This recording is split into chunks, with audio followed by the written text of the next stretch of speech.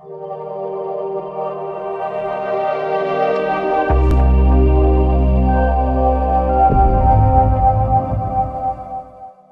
दोस्तों, welcome in discover Rajasthan. Keep discover keep learn. अपने राजस्थान का इतिहास कर रहे थे। आपका जूनियर अकाउंटेंट टीआरए का बैच चल रहा है। इसके अलावा दोस्तों, जितने भी सब्जेक्ट हैं जो आपके पार्ट बी की क्लास है, इसके अलावा कंप्यूटर, जनरल साइंस, सारी क्लासें आपकी स्टार्ट कर दी गई है। ठीक है, और जो कुछ रह गया वो भी हम करवा देंगे आपको एग्जाम से पहले पहले। और इसके साथ अपने जल्दी सी सिलेबस कंप्लीट करके और एमसीक्यू की क्लास भी यहाँ पे अपने स्टार्ट करने वाले हैं। और आमेर के जो वंश है, इसमें अपने दोस्तों क्या है कि आज अपने मिर्जा राजा जयसिंह से स्टार्ट करेंगे। मानसिक दंग हमने पढ़ लिया था। ठीक है, अब अपने बात करेंगे पार्ट 2। आज कंप्लीट हो जाएगा आपका जो आमेर का जो वंश है, कछवाहा वंश। और जो मिर्जा राजा जयसिंह है दोस्तों, इसके बारे में बहुत सारी चीजें आपके एग्जाम में पूछी जाती है, तो सारी बातें आपको मैं बताता चलूंगा जो याद रखनी है।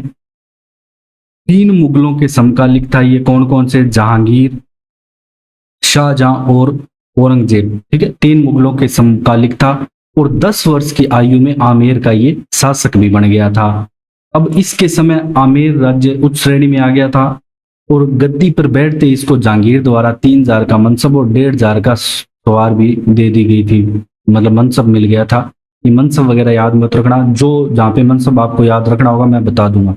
1623 में मलिक अंबर के विरुद्ध ये दक्षिण में भेजा गया और इसने सफलता हासिल की। और इस सफलता को देख से शाहजहां क्या करता है दोस्तों, इसे 4000 का मनसब कर देता है। 3 से 4 का कर दिया। और 1692 में ये उज्बेकों और 1629 में खाने जहां लोदी के विद्रोह को भी ये दबाता है। ठीक है, और शाहजहां के साथ ये बीजापुर मतलब दक्षिण के अभियानों में भी जाता है, बीजापुर, गोलकुंडा साइड। और इसके बाद इसका मनसब शाहजहां कितना कर देता है दोस्तों? 5000 का। अब जो आपको याद रखनी है ना, वो क्या बात है मोस्ट इंपोर्टेंट आपके एग्जाम के लिए, इससे जो मिर्जा राजा लगता है ना आगे, ये उपाधि किसने दी, पदवी? तो ये शाहजहां के द्वारा दी गई। ये याद रखना है कि मिर्जा राजा जयसिंह को मिर्जा राजा की उपाधि क्या किसने दी? शाहजहां ने दी 1637 ईस्वी में। ठीक है, और सूजा के साथ कंगार भेजा। अब उत्तराधिकारी युद्ध में सूजा के विरुद्ध ही इसको कहां भेजा? बहादुरपुर युद्ध में सूजा को पराजित भी किया इसने। ठीक है, बहादुरपुर के युद्ध में जो सूजा है इसको पराजित भी किया, इसका बेटा था शाहजहां का। फिर इसके बाद इसका मनसब 6000 जात व सवार का कर दिया। अब युद्ध के अंत में औरंगजेब के ये पक्ष में चला गया जो मिर्जा राजा जयसिंह था, और औरंगजेब ने इसका मनसब कितना? 7000 जात व सवार का कर दिया। औरंगजेब को भी पता था कि ये दक्षिण के अभियानों में और भी अन्य अभियानों में क्या है कि ये अपनी जो वीरता दर्शा रहा था, और ये इसके बहुत काम का बंदा था मिर्जा राजा जयसिंह। इसलिए औरंगजेब ने यहाँ पे इसका मनसब 7000 जात व सवार का कर दिया। तो सबसे ज्यादा मनसब इसी ने प्राप्त किया है, मिर्जा राजा जयसिंह ने। और मिर्जा राजा जयसिंह ने पुरंदर की संधि तक करवा दी थी शिवाजी से 1665 ईस्वी में। शिवाजी व जयसिंह के मध्य यहाँ पे पुरंदर की संधि हुई। तो देख सकते हो आप इसकी ताकत को, इसकी मिर्जा राजा जयसिंह की ताकत को, कितना ये ताकतवर शासक था यहाँ पे। और इसके बाद दोस्तों इसकी मृत्यु हो जाती है बुहारनपुर में 2 जुलाई 1667 को। निर्माण कार्य की अगर हम बात करें तो आमेर के महलों का और जो जयगढ़ किला है, ध्यान रखना, जय बाण तोप इसमें किसी अन्य राजा ने रखवाई, और यहाँ पे जयगढ़ का किला है ना दोस्तों, इसका निर्माण मिर्जा राजा जयसिंह करवाता है। और प्रसिद्ध दरबारी कवि आता है इसके समय का, बिहारी, जिसने बिहार सतसई यहाँ पे ग्रंथ भी लिखा था। तो आमेर के महलों का निर्माण और जयगढ़ किला इसने बनाया। इसके बाद दोस्तों बात करें तो राम सिंह और बिशन सिंह उत्तराधिकारी आते हैं। इनके समय कुछ इंपॉर्टेंट ऐसा नहीं रहता। फिर अपने चलते हैं सवाई जय सिंह पे। सवाई जय सिंह का दोस्तों शासनकाल 1700 से 1743 ईस्वी तक यहाँ पे रहता है। ये भी अपनी वीरता, वाकपटुता और विशेष मात्रा में पाकर अब औरंगजेब है ना, इसके आगे ये सवाई की उपाधि दे देता है, क्योंकि जो मिर्जा राजा जय सिंह है ना, उससे ये सवा ज्यादा मतलब वीर था, ऐसा इसने देखा औरंगजेब ने, इसलिए इसको सवाई की उपाधि दे देता है। इसके समय जो राज्य का प्रबंधन था वो भी यहाँ पे सुव्यवस्थित तरीके से चलने लगा था। इसके बाद उत्तराधिकारी जो दोस्तों युद्ध आया ना 1707 ईस्वी में, आजम और मुअज्जम, ठीक है, इसमें ये साथ तो देता है जय सिंह, किसका? आजम का साथ देता है, लेकिन यहाँ पे जीत हो जाती है किसकी? मुअज्जम की। अब मुअज्जम क्या करता है? आमेर पर आक्रमण कर देता है। और ये जो विजय सिंह को यहाँ पे शासक घोषित कर देता है और आमेर का नाम भी मोमिनाबाद या इस्लामाबाद कर देता है। तो ये पूछा जा सकता है कि आमेर का नाम मोमिनाबाद किसने किया? तो जो मुअज्जम है, जो आगे बहादुर शाह जफर नाम से शासक बनता है, तो उसने किया था। अब बात करते हैं दोस्तों 1708 ईस्वी की। जय सिंह क्या करता है? अब चला जाता है मेवाड़, उदयपुर मेवाड़ चला जाता है, क्योंकि अब इसको मेवाड़ की सहायता चाहिए होती है, क्योंकि इसका शासन यहाँ पे चला गया था। ये क्या करता है? राजकुमारी चंद्र कुंवरी से विवाह करता है। ये विवाह होता है 266, मतलब इन दोनों से जो संतान होगी ना, जो पुत्र की प्राप्ति होगी, वो यहाँ पे नेक्स्ट यहाँ पे शासक बनेगा। और मेवाड़ की सहायता से आमेर ये दोस्तों अपना पुण्य प्राप्त कर लेता है सवाई जय सिंह। और 1713 ईस्वी में फर्रुख सैयद ने मालवा का सूबेदार नियुक्त कर दिया, और जो मोहम्मद शाह के काल में जाटों का ये दमन भी करता है। और 1729 और 32 में दूसरी व तीसरी बार मालवा की सूबेदारी इसको वापस मिलती है। ये नहीं याद रखनी चीजें आपको। अंत में जय सिंह को मराठों से पराजित यहाँ पे होना पड़ता है। बात आती है दोस्तों 17 जुलाई 1734 की। कब? 17 जुलाई 1734 की बात आती है, जो राजपूत शासकों को हुड्डा सम्मेलन बुलाया मराठों से मुकाबला करने के लिए, लेकिन ये इस सम्मेलन में विफल होते हैं और 1743 ईस्वी में इसकी मृत्यु हो जाती है। और जो आपको याद रखना है मोस्ट इंपोर्टेंट, 7 मुगल शासकों के समकालिक शासक कौन सा है? तो वो होगा सवाई जय सिंह। कौन सा? सवाई जय सिंह का नाम आप याद रखोगे। और 3 मुगल शासकों के समकालिक मिर्जा राजा, तो 7 के कौन है? सवाई जय सिंह है 7 मुगल शासकों के समकालिक। इसके अलावा दोस्तों इसको ग्रह नक्षत्रों के अध्ययन में भी बहुत अच्छी खासी नॉलेज थी, ठीक है, इंटरेस्ट था इसका। शुद्ध सारणी बनवाई, जिसका नाम इसने तीज मोहम्मद शाही रखा। 1725 में ये ग्रह नक्षत्रों की यहाँ पे सारणी बनवाता है। इसके अलावा ये ग्रंथ लिखता है जय सिंह कारी का। तो जय सिंह कारी का ग्रंथ किसने लिखा?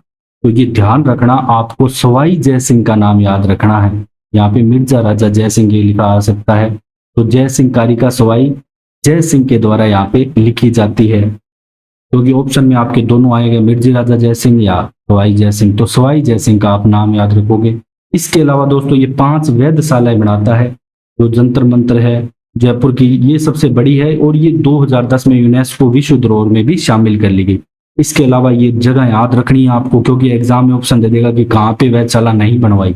दिल्ली, जयपुर, मथुरा, बनारस और उज्जैन में ये बनवाता है। 500 जगहों के नाम आपको याद रखने हैं। सबसे पुरानी पूछ ले तो दिल्ली वाली सबसे पुरानी वेधशाला है। इसके बाद दोस्तों जय सिंह है ना, सवाई जय सिंह, इसके समय एक बंगाली वास्तुकार आता है विद्याधर।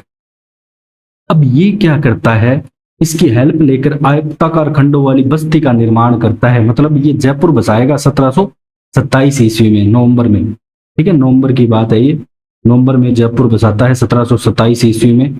और इसकी नींव कौन रखता है? इसके राजगुरु जगन्नाथ सम्राट द्वारा इसकी नींव रखी जाती है। तो जयपुर किसने बसाया? सवाई जय सिंह के द्वारा बसाया गया। इसके द्वारा सवाई जय सिंह के द्वारा यहाँ पे 1727 ईस्वी में जयपुर बसाएगा। ये भी आपको याद रखना है, मोस्ट इंपोर्टेंट है। और अंतिम हिंदू राजा दोस्तों जिसने अश्वमेघ, इसके अलावा इसने और भी जैसे यज्ञ करवाए थे, राजसूय यज्ञ, लेकिन अश्वमेघ यज्ञ करवाने वाला अंतिम हिंदू शासक नरेश कौन था? सवाई जय सिंह का नाम। तो सवाई जय सिंह बहुत इंपॉर्टेंट है आपके एग्जाम की दृष्टि से। इसके अलावा अगर मैं बात करूं दोस्तों, तो 1714 ईस्वी में वृंदावन से गोविंद देव जी की मूर्ति लाकर भी यहाँ पे स्थापित कराता है। आप देखोगे हवा महल के पास ही मंदिर है, गोविंद देव जी का भी मंदिर है, प्रसिद्ध मंदिर। और एक चीज और याद रखनी है गोविंद देव जी के मंदिर के बारे में, राजस्थान में बात करें, ठीक है ना, ध्यान रखना, राजस्थान में गौड़ीय संप्रदाय की पहली पीठ के रूप में गोविंद देव जी का मंदिर जाना जाता है। कई बार ऐसे आपके एग्जाम में आता है कि राजस्थान में गौड़ीय संप्रदाय की पहली पीठ के रूप में कौन सा मंदिर जाना जाता है? तो गोविंद देव जी का नाम मंदिर की आपको टिक करके आना है, ठीक है। इसके बाद दोस्तों बात करें तो नाहरगढ़ का निर्माण भी सवाई जय सिंह ही करवाता है। कौन करवाता है? सवाई जय सिंह ही नाहरगढ़ का निर्माण करवाता है, ठीक है, ये भी ध्यान रखना है। और माधो सिंह द्वितीय इसमें एक जैसे 9 महल बनवाता है, लेकिन नाहरगढ़ इसे सुदर्शनगढ़ भी कहते हैं, इसका निर्माण कौन करवाता है दोस्तों? ये करवाता है आपका सवाई जय सिंह। और जयगढ़ में जय बाण तोप कोण का निर्माण भी ये करवाता है। अब देखो जो इसका मिर्जा राजा जय सिंह था, इसने तो जयगढ़ बनवाया, लेकिन इसमें जय बाण तोप किसने, सवाई जय सिंह ने रखवाई। और ये एशिया की सबसे बड़ी दोस्तों तोप है, और जो कि पहियों पे खड़ी है। अब इसके जो पहिए हैं ना दोस्तों तोप के, ठीक है, इस तोप के जो पहिए हैं, राम सिंह द्वितीय ने इसे पहियों पे रखवाया था। उसके बारे में भी अपने आगे पढ़ेंगे। अन्य निर्माण की बात करें तो चंद्र महल का निर्माण करवाता है। चंद्र महल के अंदर भी मुबारक महल होते हैं। फिर सिसोदिया रानी का महल, जल महल की बात है तो मोस्ट इंपोर्टेंट है, जल महल का जरूर याद रखना। तो जल महल का निर्माण भी दोस्तों आपका सवाई जय सिंह ही करवाता है। अब अपने चलते हैं नेक्स्ट ईश्वरी सिंह पे। इसके बाद जो शासक रहता है ईश्वरी सिंह रहता है, जिसका शासक दोस्तों यहाँ पे 1743 से 1750 ईस्वी रहता है। ये जय सिंह का बड़ा बेटा होता है। अब इसको क्या है कि राजमहलों का युद्ध झेलना पड़ता है। क्यों झेलना पड़ता है? क्योंकि इसके फादर ने क्या है कि देखो, जो सवाई जय सिंह है, इसने अपनी स्थिति मजबूत करने के लिए मेवाड़ की राजकुमारी चंद्रकुंवरी से विवाह किया था। उसके तहत, अब देखो दोस्तों, उसके तहत क्या था कि माधो सिंह को शासक बनाना था, लेकिन यहाँ पे युद्ध छिड़ गया। ईश्वरी सिंह यहाँ पे राजमहलों के युद्ध में जीत जाता है, माधो सिंह यहाँ पे हार जाता है। और राजमहलों का युद्ध 1747 ईस्वी में हुआ, ये याद रखना है, मोस्ट इंपोर्टेंट है। और इस जीत के बाद है ना दोस्तों, ईश्वरी सिंह इसरलाट का निर्माण करवाता है। किसका? इसरलाट का, जिसे सागर सुल्ली भी कहते हैं। ये 7 मंजिला इमारत है जो विजय स्तंभ से प्रेरित है। किससे? विजय स्तंभ से प्रेरित है ये, और इस विजय के उपलक्ष्य में बनाया। लेकिन इसके बाद 48 में दोस्तों क्या है कि बगरू का युद्ध होता है। तो माधो सिंह प्रथम क्या करता है दोस्तों, ये मराठों की हेल्प लेता है, और यहाँ पे ईश्वरी सिंह को हार का सामना करना पड़ जाता है, और यहाँ पे माधो सिंह शासक बन जाता है। और माधो सिंह प्रथम को 5 परगने देना स्वीकार किया, और मराठों का, लेकिन जो युद्ध का हर्जाना है ना, ये नहीं देश का। अब मान लो कोई बंदा हार गया युद्ध में, तो ये इसको हर्जाना मराठे मांगते थे कि भाई इतना हर्जाना दो, हमारा इतना खर्चा है। अब 1750 ईस्वी में ये आत्महत्या कर लेता है, ये हर्जाना नहीं दे पाया इस चक्कर में। बात करते हैं दोस्तों सवाई माधव सिंह प्रथम की। अब माधव सिंह प्रथम यहाँ पे 1750 से 1768 ईस्वी तक दोस्तों शासनकाल रहता है इसका। मेवाड़ की राजकुमारी चंद्रकुंवरी का पुत्र था, मराठों की सहायता से जीता, लेकिन अब मराठे गए इसे परेशान करने लग गए। ठीक है, धन की मांगों की जो मनी डिमांड थी, ये पूरी नहीं कर सकता था उनकी। तो ये 1751 ईस्वी में मराठों का इसने कत्लेआम करवा दिया था जयपुर में। अब क्या है कि बंटवाड़ा का युद्ध आता है दोस्तों। ठीक है, बंटवाड़ा के युद्ध में ये कोटा से हार जाता है। कौन? माधो सिंह। और 1763 ईस्वी में ये सवाई माधोपुर की स्थापना ये करता है, ये मोस्ट इंपोर्टेंट है। तो माधो सिंह प्रथम के द्वारा यहाँ पे इसकी सवाई माधोपुर की स्थापना की गई, और कामा के युद्ध में भरतपुर के जवाहर सिंह, ठीक है, जवाहर सिंह को हराया इसने कामा के युद्ध में। और रणथंबोर दुर्ग को मुगलों से छीनकर अपने जयपुर के अंदर मिला लिया इसने, जयपुर राज्य के। अब इसके बाद दोस्तों जो इंपॉर्टेंट शासक आता है वो आपका हवा महल वाला है, सवाई प्रताप सिंह। 1778 से 1803 ईस्वी तक इसका शासनकाल यहाँ पे रहता है। और महादजी सिंधिया ने यहाँ पे काफी इस समय मराठों ने लूटपाट की। अब इस चक्कर में इसे यहाँ पे दोस्तों क्या है कि पहले इसने क्या कि जब तुंगा का युद्ध हुआ लाल सोट दोसा में 1787 में, तब तो प्रताप जीत गया इनसे, मराठों से। ठीक है, लेकिन 1790 में इसे मराठों से हारना पड़ा, पराजय का सामना करना पड़ा। फिर इसने बाद में यहाँ पे मराठों से संधि कर ली। अब जो मोस्ट इंपोर्टेंट है दोस्तों, 1799 में है ना, ये हवा महल बनवाता है। क्या बनवाता है? हवा महल। और हवा महल की में कितनी मंजिलें हैं? 5 मंजिलें हैं। खिड़कियों की बात करें तो 953 यहाँ पे खिड़कियां हैं। वास्तुकार का नाम भी आपको याद रखना है, लाल चंद्र इसके वास्तुकार का नाम आता है कि हवा महल किसने बनवाया? लाल चंद्र ने यहाँ पे बनवाया। और सवाई प्रताप सिंह ब्रजनिधि नाम से यहाँ पे दोस्तों क्या है कि कविताएं लिखते थे, और इसके अलावा ये ग्रंथ भी लिखा उन्होंने, ब्रजनिधि ग्रंथावली, ये भी आपको याद रखना है। इसके दरबार में जो 22 विद्वान थे, ये भी पूछा जाता है कि किसके दरबार में 22 विद्वान थे, तो गंधर्व 22 ही कहा जाता था जिन्हें, तो प्रताप सिंह के दरबार में थे। ठीक है, और प्रताप सिंह के जो संगीत गुरु की बात करें तो दोस्तों वो आते हैं चांद खां। इसके अलावा दोस्तों इनके द्वारा राधा गोविंद संगीत सार भी लिखी गई, और एक तमाशा नाट्य शैली आती है। वैसे तो दोस्तों ये कहाँ की है? महाराष्ट्र की है, महाराष्ट्र की है, लेकिन इसको जयपुर आगमन किसके समय हुआ? प्रताप सिंह के समय, सवाई प्रताप सिंह के समय इसका जयपुर आगमन हुआ। और प्रमुख कलाकार इसका बंशीधर भट्ट था जयपुर में, बस ये याद रखना है। वैसे तो ये महाराष्ट्र की है। फिर आता है दोस्तों सवाई जगत सिंह, जिसका 1803 से 1818 ईस्वी तक यहाँ पे शासनकाल रहता है। इसके बारे में दोस्तों मैंने पहले भी बताया था आपको, ये अपने 3 बार युद्ध बढ़ चुके हैं। मेवाड़ में हिंगोली परबतसर का युद्ध होता है, क्योंकि ये तीनों से कनेक्ट है, मेवाड़, मारवाड़ और आमेर के शासकों से। ठीक है, कृष्ण कुमारी के चक्कर में होता है। ठीक है, जिसका विवाह पहले मारवाड़ के भीम सिंह के साथ तय होता है। भीम सिंह की मृत्यु हो जाती है, तो जो मारवाड़ का माधो सिंह है वो कहता है कि ये यहाँ पे पहले इसका विवाह तय हुआ तो अब यही होगा। लेकिन जो उसके मेवाड़ के शासक भीम सिंह है वो सवाई जगत सिंह से इसका विवाह फिक्स कर देते हैं।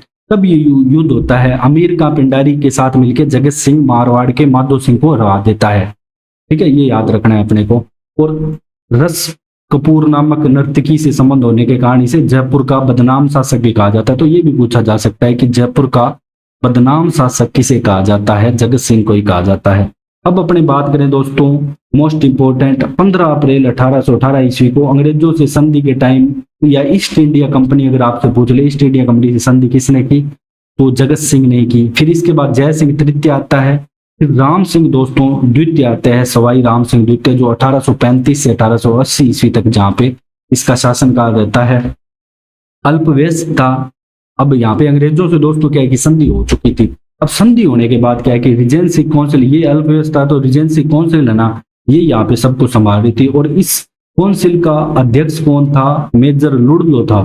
ठीक है, ये याद रखना है, मेजर लुडलो था, जो कि समाधि प्रथा पे रोक लगाता है। इसके अलावा अगर आपसे पूछ ले कि 1857 की क्रांति के समय जयपुर का शासक कौन आता है, तो राम सिंह द्वितीय आते हैं। ठीक है, कोटा का भी राम सिंह आता है, यहाँ भी राम सिंह ही होता है। अंग्रेजों का साथ देते हैं और अंग्रेज को पूर्ण रूप से अच्छे से ये साथ देता है। और यहाँ पे 1857 के टाइम इतना लफड़ा हुआ भी नहीं था। जब मैं आपको 57 की क्रांति पढ़ाऊंगा डिटेल से तो सारी चीजें जानेंगे। अंग्रेज इसे क्या करते हैं, सितारे हिंद की उपाधि भी देते हैं। फिर दोस्तों जो मोस्ट इंपोर्टेंट है, जयपुर में ये क्या है कि दोस्तों एक स्कूल बनवाता है, मदरसा हुनरी, जिसे माधो सिंह द्वितीय नाम दे देता है। Rajasthan school of art and craft नाम दे देता है। ठीक है, तो मदरसा है हुनरी का निर्माण किसने करवाया? आपको पता होना चाहिए, राम सिंह द्वितीय ने, राम सिंह द्वितीय ने करवाया। अब इसके टाइम है ना दोस्तों, एडवर्ड सप्तम जो प्रिंस ऑफ वेल्स होता है ये जयपुर आता है, तो पूरे जयपुर को ये गेरुआ रंग से पुतवा देता है, जिससे जब से जयपुर को क्या बोलते हैं, पिंक सिटी बोलते हैं, पिंक सिटी जयपुर। और अल्बर्ट हॉल संग्रहालय की दोस्तों नींव ये प्रिंस ऑफ वेल्स यहाँ पे रखता है। और ये राजस्थान का प्रथम संग्रहालय कहलाता है, अल्बर्ट हॉल संग्रहालय। निर्माण कार्य की बात करें तो दोस्तों राम प्रकाश थिएटर, राम निवास बाग, रामगढ़ बांध, महाराजा स्कूल और संस्कृत स्कूल है, ये भी राम सिंह द्वितीय के द्वारा यहाँ पे बनाए जाते हैं। ये भी आपको इसके काल में राम सिंह द्वितीय के समय याद रखने हैं। निर्माण कार्य बहुत इंपॉर्टेंट है। आमेर के शासकों के समय के जल महल कौन बनवाता है, नारगढ़ में एक जैसे 9 महल कौन बनवाता है, ये सारी चीजें आपको याद रखनी जरूरी है। अब अपने चलते हैं नेक्स्ट स्लाइड पे दोस्तों। अब सवाई माधो सिंह द्वितीय यहाँ पे दोस्तों शासक आता है, जिसका 1880 से 1922 ईस्वी तक शासनकाल रहता है। सर्वप्रथम 1904 में इसके समय डाक टिकट और पोस्ट कार्ड की शुरुआत की गई, मोस्ट इंपोर्टेंट है। और ये जयपुर से ही की गई शुरुआत, कहाँ से? जयपुर से ही। डाक टिकट और पोस्ट कार्ड की शुरुआत कब की गई? राजस्थान में 1904 ईस्वी में, और जयपुर से। और बनारस हिंदू विश्वविद्यालय के निर्माण के लिए दोस्तों ये 5 लाख रुपए का यहाँ पे चंदा भी देता है। इसके अलावा दोस्तों चंद्र महल जो हमने पढ़े, अब चंद्र महल में मुबारक महलों का निर्माण करवाता है। अब आपसे क्या पूछा जाता है कि मुगल, राजपूत और यूरोपियन स्थापत्य कला का उदाहरण बताओ, तो मुबारक महल आंसर आएगा। और मुबारक महल आपके जयपुर में है। इसके अलावा दोस्तों एडवर्ड सप्तम का जब राज्याभिषेक हो रहा था ना, तो ये 2 बड़े बड़े चांदी के पात्र में है ना गंगा जल ले गया था। बहुत बड़े पात्र हैं ये चांदी के, आपको वहीं मिल जाएंगे मुबारक महल में। सिटी प्लेस भी यहाँ पे बोलते हैं इसे।